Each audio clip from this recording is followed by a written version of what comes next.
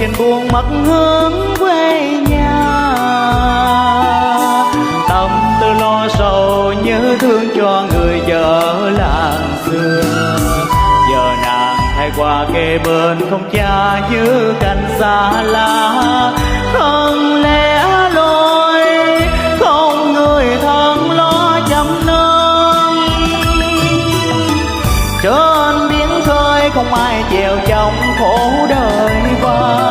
Con ta ra đời gái trai chưa từng hình dáng hài nhi, nhiều tuần trăng qua cũng phiên công chúa tóc tơ hoa đôi nỗi bâng khuâng dân trào